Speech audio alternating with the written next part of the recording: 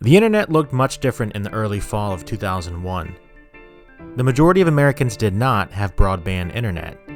Most of us, like my family, used AOL and a dial-up modem to get online. I talked with friends in chat rooms. I left tacky away messages on Instant Messenger. I printed off driving directions from MapQuest. To be completely honest, I mostly used the internet to get one thing: illegally downloaded music. Just kidding, of course. Not unlike the history-shaping year we are currently having, 2001 altered the course of American history when the terrorist attacks occurred on September 11, 2001. I was just starting my senior year at First Colonial High School in Virginia Beach, Virginia. I didn't get my news and information from the internet back then because, well, I had my parents and I had the television. I was in school when the attacks occurred, so I didn't see anything about it with my own eyes until that afternoon. After watching the planes crash into the World Trade Center a few times, I was done with it. I don't think I processed it, but I was at least finished with learning more about it at the time. News websites in 2001 looked blocky and archaic by today's standards, yet I still remember them well. In the process of thinking about doing a post for this week, I began thinking about any connections the 9/11 terrorists had to Northern Virginia. As a relatively recent import into the area, I had no prior knowledge save from what I gathered on the subject over the years. Truth be told, the facts surrounding the actual attacks are still an open wound for most of us. In a year when we are still hemorrhaging from emotional bleeding, I felt another angle was needed. In my research, I discovered an interesting connection between two of the terrorists that flew a plane into the Pentagon and the means in which they gained credentials to purchase a ticket for American Airlines Flight 77. It involved the DMV in a slowly approaching dead mall about 10 minutes from where I live now. This is the story of how I found that DMV Express location today, using the modern internet to recall the halcyon days of the digital age.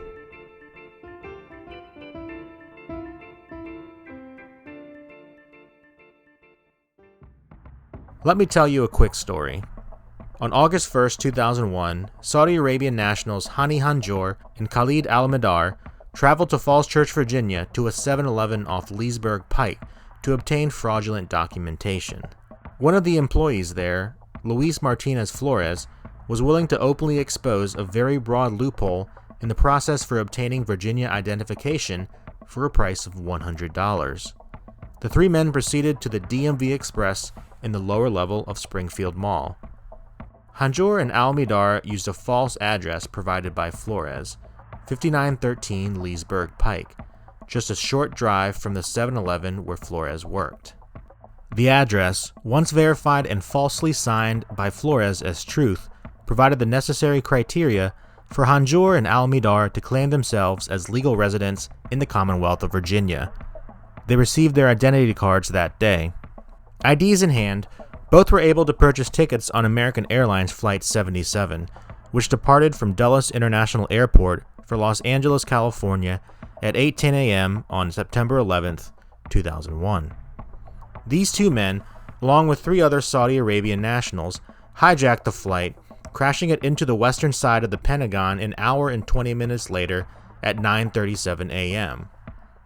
58 passengers lost their lives. An additional 125 fatalities occurred on the ground at the Pentagon. I want to focus less on the horrific tragedy of the day and instead explore what occurred a few miles down the road from where I now live. Where were those places? Specifically, what happened to the DMV Express? We have been going to the newly renovated Springfield Town Center since it reopened in 2014 and have never seen a DMV in the mall. Like the majority of the structure itself, it seemed that the DMV Express was swallowed in the mall's closure in 2012 before cocooning itself in a 2-year construction phase. What emerged, Springfield Town Center, looked nothing like its shabby predecessor. The DMV Express was gone alongside most of the previous stores in it. The posh space has now shed all of its drab architectural insecurities for clean lines and a bland color scheme that would make most asylums blush. How could I recall the past and pinpoint exactly where the DMV Express was located? I can go to the same place I go for answers to all my problems, the internet. But where to start? A quick Google search on DMV Express, Springfield, Virginia, leads you to the DMV Select, located catty-corner to Springfield Town Center today. It looks like there are no locations named DMV Express in the state of Virginia. I had to unpeel another layer of the internet. If possible, I hope to avoid places like Reddit and 4chan, the figurative center of Dante's internet inferno, where simps sit frozen in ice suffering next to unabashed Karens, anti-vaxxers, and people who chew too loudly. The next step was video. Thankfully, I found something. I typed in Springfield Mall 1990s into the search bar. The first hit was from a user by the name of Signals Over the Air, who reminisces about the original Springfield Mall before it closed in 2012. Sure enough, the very first thing he mentions is the DMV Express. This right here used to be the DMV. I can finally see what it looks like, but the shop as it existed in 2012 was closed up, so I had no bearings to go on. I had to go further.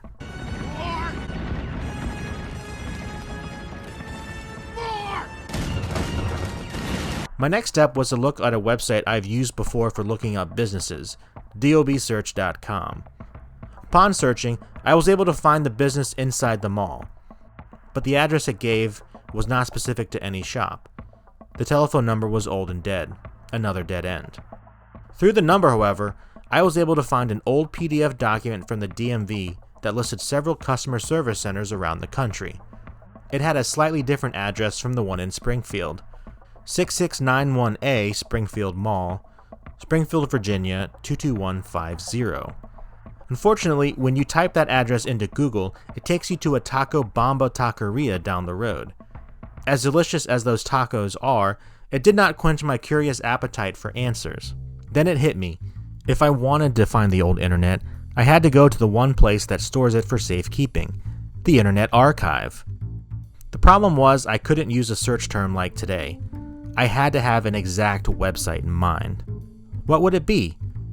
I put in the stupidest and simplest answer I could think of, www.springfieldmall.com. Bingo. Apparently, the mall slogan back in 2002 was, "Turn up the fun." No wonder they wanted to gut the place and start over. Looking at the menu on the right, I chose the Service and Financial hyperlink, which gave me an old school list of relevant businesses. 7 businesses down from the place called Backrubs USA was the DMV Express. I finally found it. The best part was, the directory finally showed its location, on lower level A section. Thankfully, when I clicked it, it took me to a circa 2002 map of the mall.